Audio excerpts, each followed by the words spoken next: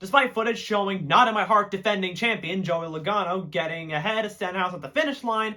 At one point, Joey Logano decided not to fire off properly on a restart and caused the entire lane behind him to check up and accordion into each other, causing basically the big one. Nice job, dumbass! Later on, there was contact between a couple of cars that sent Joey Logano crashing into the outside wall before spinning down the infield, effectively putting him out of the race and ending his day. Bye, bitch! So, to sum up this race, pole sitter Joey Logano sucked. Joey Logano picked up right where he left off as well, going a lap down before stage 1 ended. At that point, the Penske car started to fall back, and I breathed a sigh of relief. Joey Logano took the lead with about 30 laps to go, and I correctly predicted that he would run away with the lead and win the race. Piece of shit. Why is he even here? Logano ended up being out of the race. And you know what? I'm going to pause the review for a second to focus on this point.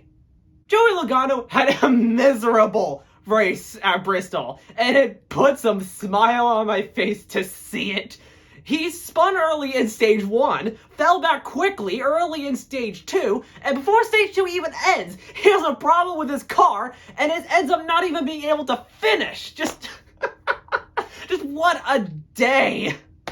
I'm really happy about this. Please continue doing this, Logano. Every weekend, I will be more than willing to entertain myself with your suffering.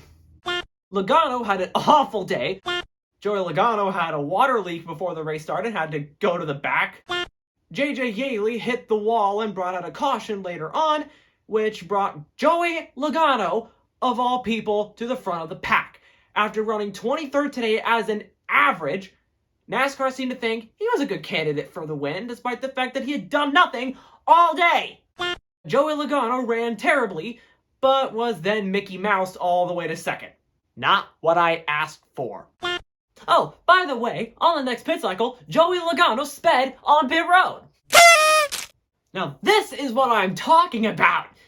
Joey Logano making mistakes like this will never get old. And don't worry, we're going to get back to this because this isn't the only time Joey Logano screws up at some point in this race. It looked like Blaney was clear to win the race until...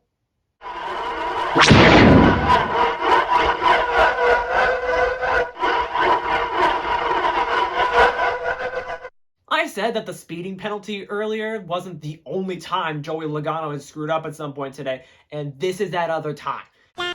As usual, Joey Logano ruins everything he touches. And as the cars came back to the start-finish line, the Stage 2 winner was...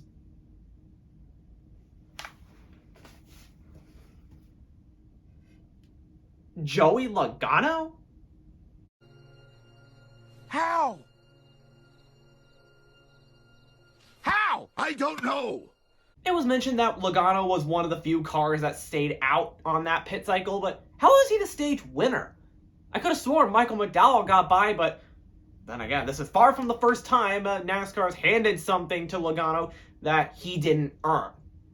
Anyways, I think we all know why Stage 3 was so much worse than Stage 1 and 2. It's Logano. It's always Logano.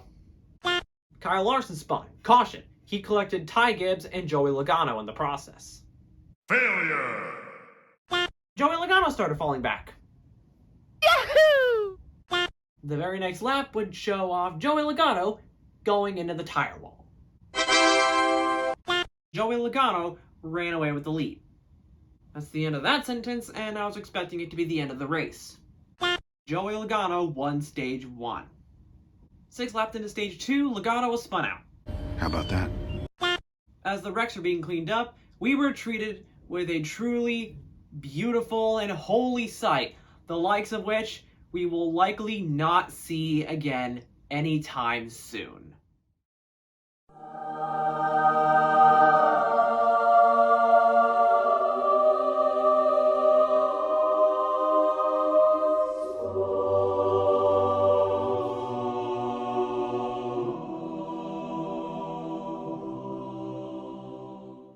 If only we could get this every race. Oh well. Alright, raise your hand if you forgot about earlier when Joey Logano got towed.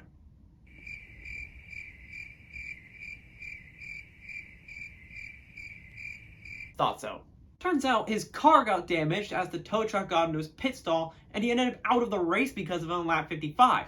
If that isn't the stupidest way to be out of a race, then I don't know what is.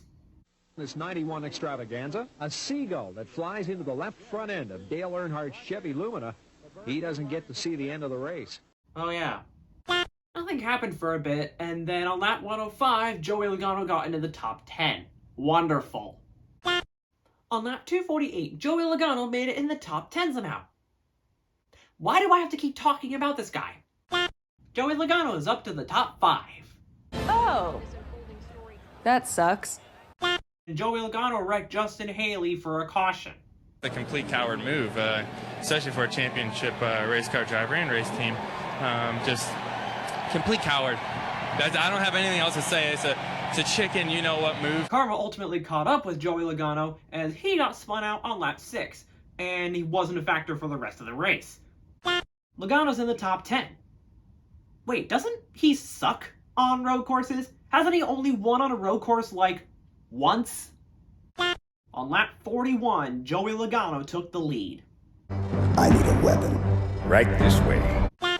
It's lap 113 and Joey Logano is in the top 5. Why are you there? Get out! You don't belong there! Hell, you don't even belong in NASCAR! As much as I'd love to see Joey Logano be forced out in the round of 16, he's too consistent for my own liking. He'll make it into this round, but his 30th place finish at Talladega earlier this year did put a smile on my face. He too will see himself out in the round of 12. Bubba Wallace spun after contact with Joey Logano on lap 115 as Denny Hamlin won stage 1. Logano kept going after the contact, so once again, the king of undeserved championships gets off scot-free when someone gives him his due judgment. To my surprise, Logano had to stay on pit road when the green flag waved again. No idea why yet. Kyle Busch got to the top 10 on lap 125, and Logano eventually got back out on the track on lap 127, outside the top 20 after discovering an issue with his car. So it turns out Logano can be punished instead of just being pandered 24/7. Logano suspects that a toe link in his car may have gotten bent during the contact with Bubba Wallace. It's a perfect! Wahoo! How is Logano back in the top 20? Didn't he have a broken toe link? And now Logano's in the top 10. NASCAR forgot they were supposed to pander to him and decided to make up for it rather than just let him have a bad day like any human being would. Let's just get the bad stuff out of the way. Joey Logano finishing in 12th with a broken car. This should not have been possible.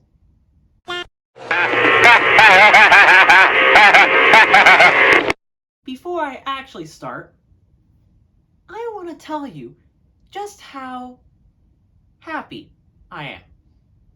No, really. I was worried that he would have another usual deep playoff run and steal a third championship that he didn't deserve. But as usual, Logano proved me wrong. I was wrong on this one. I was wrong on Joey Logano having a good playoff run. And that, it makes me happy. It makes me very happy. Alright, facade over. Woo! And stay out, you two-faced bitch! Joey Logano's been shoehorned deep into the playoffs for a long time, even being handed 2 championships that others deserved infinitely more.